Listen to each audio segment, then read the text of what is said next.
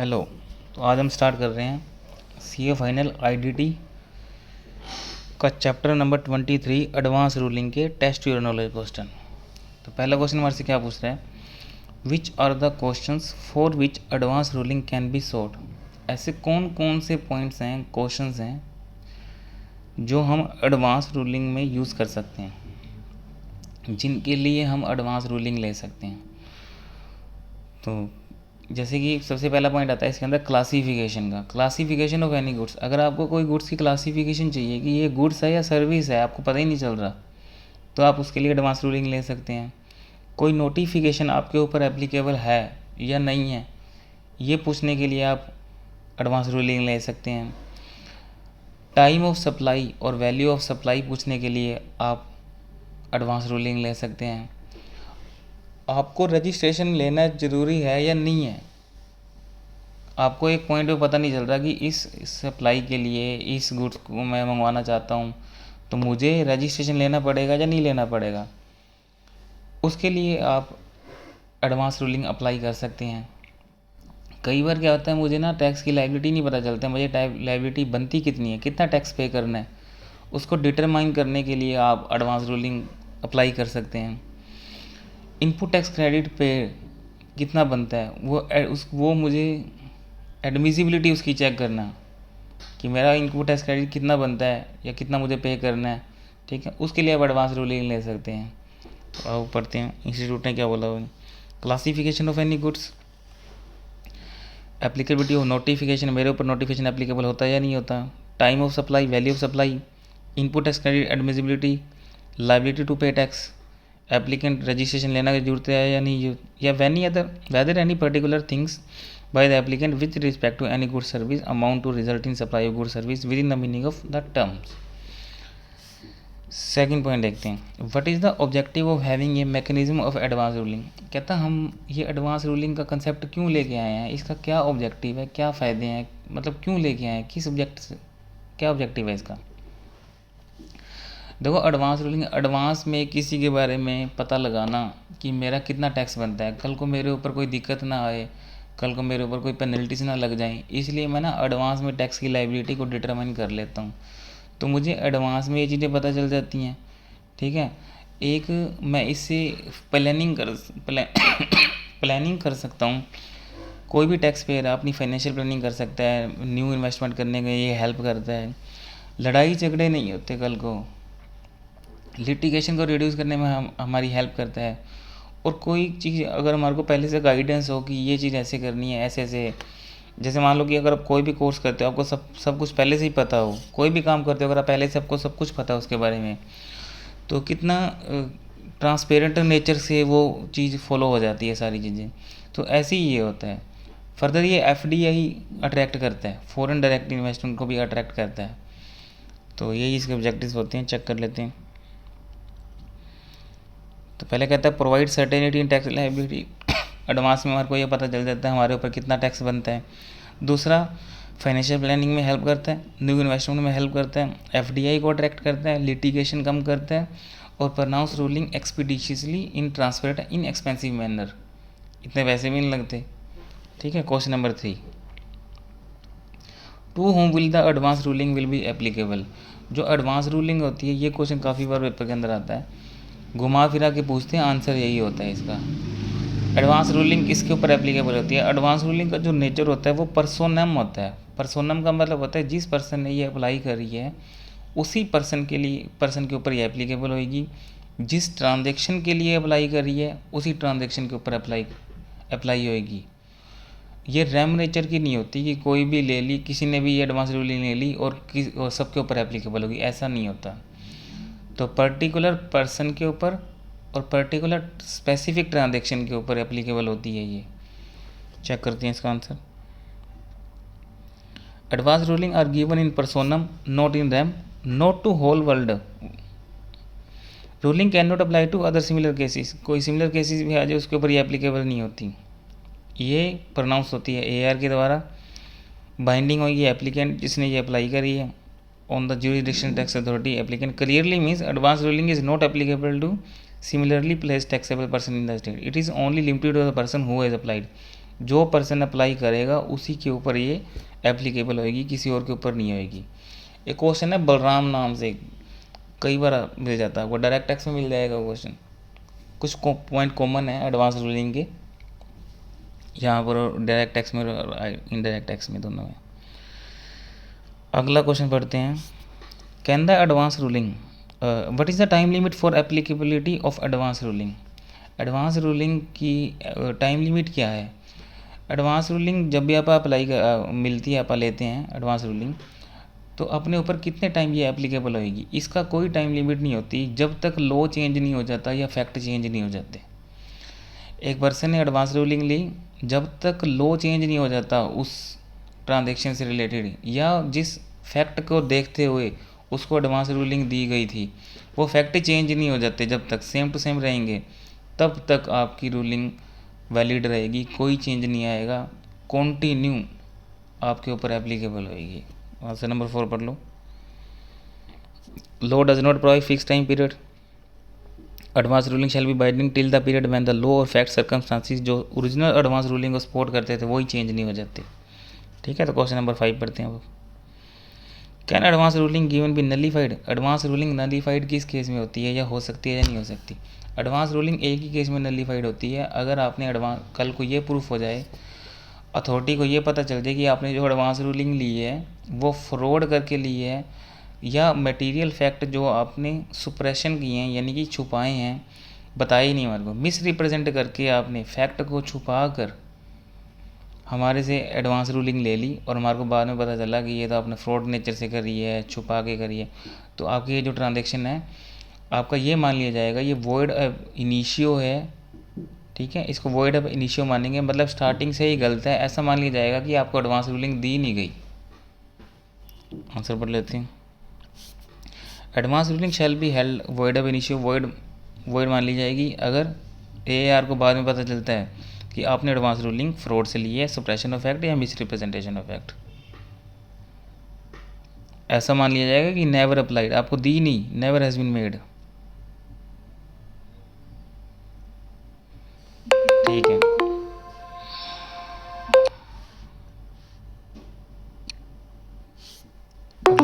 Last line क्या लिख रहे हैं? Order declaring advance ruling to be void can be passed only after hearing the applicant. Hearing देने के बाद, रीजनेबल अपॉर्चुनिटी मीन हट देने के बाद ही आपको ये हियरिंग वो देनी है, ऑर्डर पास करना है। क्वेश्चन नंबर 6 करते हैं आगे। तो क्वेश्चन नंबर 6 क्या है? Ranjan intend to start selling certain goods in Delhi, however he is not able to determine classification of goods proposed to be supplied by him. Ranjan tax advisor advised him to apply for advance ruling in respect of these issues. He told Ranjan that advance ruling would bring him certainty and transparency in respect of said issue, would avoid litigation later. Ranjan agreed to with this but has some apprehensions. The tax advisor asked Ranjan to get registered under GST law before applying for the advance ruling, as only a registered person can apply for the same. Whether Ranjan needs to get registered. ठीक है, तो पहला question अपने से पूछ रहा है कि उसको एडवांस रूलिंग लेने के लिए रजिस्ट्रेशन लेना पहले ज़रूरी है या नहीं लेना ज़रूरी। ये बात गलत है। अभी हमने ऊपर पढ़ा था कि रजिस्ट्रेशन हम एडवांस रूलिंग वहाँ पे भी ले सकते हैं कि मेरे को रजिस्ट्रेशन करवाना ज़रूरी है या नहीं है। इसका मतलब जो नॉन रजिस्टर्ड पर्सन होते हैं वो भी एडवांस रूलिंग कर सकता है, इस बात से कोई फ़र्क नहीं पड़ता कि आप रजिस्टर्ड हो या नहीं हो। सेकंड क्वेश्चन इसने पूछा, Ranjan is apprehension that if all advance ruling is permitted to be sought he has seek it every year. हर साल आपको लेने की ज़रूरत ही नहीं है, जब तक लॉ नहीं चेंज हो जाता, जब तक फैक्ट सर्कमस्टांसिस चेंज नहीं हो जाते जो ओरिजिनल एडवांस रूलिंग के लिए ज़रूरी थे, तब तक आपके ऊपर एप्लीकेबल हो जाएगी। आपको दोबारा हर साल एडवांस रूलिंग लेने की ज़रूरत नहीं है। Tax advisor is of a view that the order of authority for advance ruling is final and is not appealable. Whether the tax advisor view is correct, ये गलत है। अगर आपको एडवांस रूलिंग सही नहीं लगे जो AAR से तो आप अपील लगा सकते हो, यानी कि पहले आपने जो एप्लीकेशन लगाई वो AAR को लगाई होगी, अब उसकी एप्लीकेशन से आप वो नहीं हो, सेटिस्फाइड नहीं हो, तो अपीलेबल कर सकते हो आप authority, appellate authority for advance ruling को, AAR को। ठीक है, और इसमें ये भी होता है कि अपील मस्ट कितने टाइम के अंदर करनी होती है? अपील मस्ट भी फाइल आपको 30 डेज़ के अंदर अंदर करनी होती है। रील जैसे आपको कम्युनिकेट करेगी 30 डेज़ के अंदर अंदर आपको ये अपील फाइल करनी है। आपको कई बार क्या होता है कि आप 30 डेज़ के अंदर नहीं कर पाते, तो आपको जस्टिफाइड रीज़न होना चाहिए। रीज़न देने के बाद आपको एडिशनल 30 डेज़ अलाउड हो जाते हैं इसकी। संभव Ranjan Frats is supply registered in Delhi. He is engaged in supply of goods which Ranjan proposed to supply at the same commercial level with Ranjan proposed to adopt. जिस बंदे ने ये advance ruling ली है उसी के ऊपर ये applicable होती है। उसका कोई भी दोस्त हो, भाई हो, सेम ट्रांजेक्शन हो, कोई भी दूसरा पर्सन उस एडवांस रूलिंग को फॉलो नहीं कर सकता। ये जो पर्सन अप्लाई करता है उसी के ऊपर एप्लीकेबल होती है, उसका दोस्त उसको अप्लाई नहीं कर पाएगा। अगला क्वेश्चन कहते हैं, ये आंसर चेक कर लेना आप, ठीक है, चारों आंसर। वीडियो पॉज करके आंसर चेक कर लो अपने। उसके बाद आते हैं क्वेश्चन नंबर 7 से पहले बाकी करते हैं। क्वेश्चन नंबर 7 एक रीडिंग क्वेश्चन है। Question number 8, briefly explain whether the appeal could be final before appellate authority with reference to section 100 और 101। ठीक है, ये जो इन्होंने अपने को जल्द दे दिया वो फाइनल है या नहीं है? Yes, the concern officer jurisdictional officer होते हैं, एडवांस रूलिंग देते हैं अपने को 30 डेज़ के अंदर, वो फाइनल होती है। ठीक है, उसके बाद 90 डेज़ का एक टाइम होता है, उसमें आपको कंफर्म AAR जो होते हैं वो ऑर्डर को कंफर्म कर सकती है, मॉडिफाई कर सकती है with in a period of 90 days. अगर मेंबर ऑफ AAR डिफ़र होते हैं किसी भी पॉइंट को लेके, किसी भी पॉइंट पे AAR के मेंबर डिफ़र हो जाते हैं किसी भी पॉइंट को लेके, तो ऐसा मान लिया जाता है, इट शैल बी डीम्ड मान लिया जाता है कि no advance ruling can be issued in respect of the question under a appeal.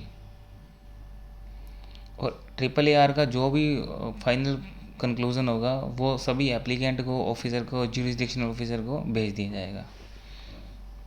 तो हम अपना आंसर पढ़ लेते हैं।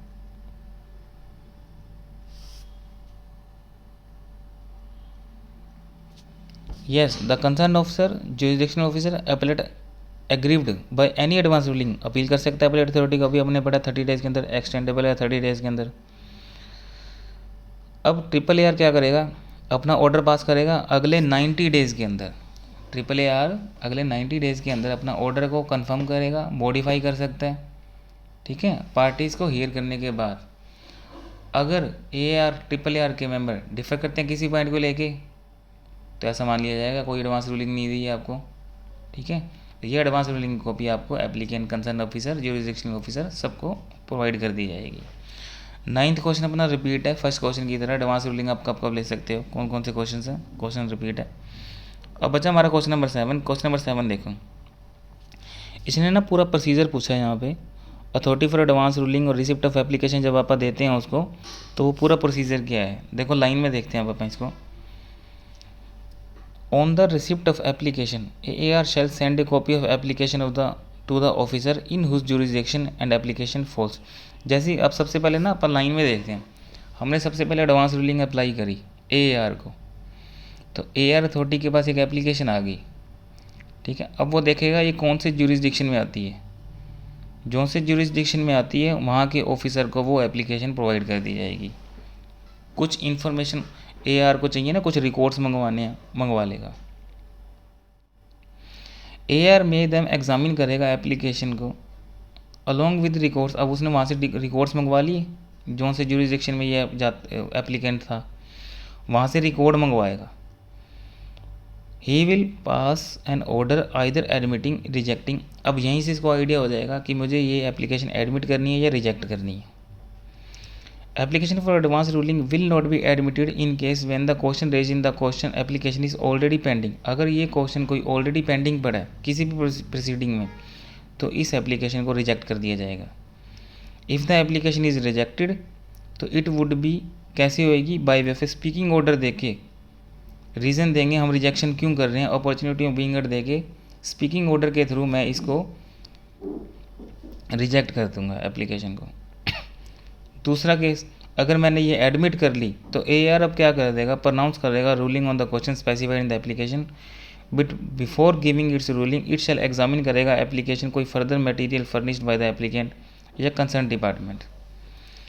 Before giving the ruling AR must hear the applicant represent authorise representative as well as jurisdictional officer. सबको सुनेगा, CGST SGST के jurisdictional officer को भी। तुम कुछ कहना चाहते हो या नहीं कहना चाहते? अगर कोई डिफरेंस ओपिनियन है 2 मेंबर, AR के 2 मेंबर में डिफरेंस ओपिनियन है, तो फिर ये अपना वो पॉइंट रेफ़र कर देंगे एपेलेट अथॉरिटी को कि मैं ये कहता हूँ, मैं ये दूसरा मेंबर कुछ और बोल रहा है, मैं देना चाहता हूँ, वो रिजेक्ट करना चाहता है, या कोई भी पॉइंट को लेके हमारा जो ओपिनियंस है वो डिफ़र हो रहे हैं, तो हम अपना फिर क्या करेंगे, हायर अथॉरिटी के पास जाएंगे। हायर अथॉरिटी कौन सी होगी? Appellate authority.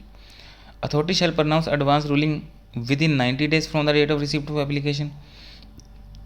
ठीक है। एक copy of advance ruling duly signed होनी चाहिए मेंबर के द्वारा, certified in prescribed manner send to applicant concern officer jurisdictional officer. ये एक प्रॉपर पूरा प्रोसेस है। अगर आप प्रैक्टिकल सोच के करोगे तो 9 के 9 पॉइंट आपको लाइन में याद हो जाएंगे। ठीक है। तो यहाँ पर हमारे ये टेस्ट योर नॉलेज के क्वेश्चन खत्म होते हैं। कोई भी डाउट हो कमेंट कर सकते हो। वीडियो अगर अच्छी लगी हो तो शेयर करें, लाइक करें, सब्सक्राइब करें चैनल को।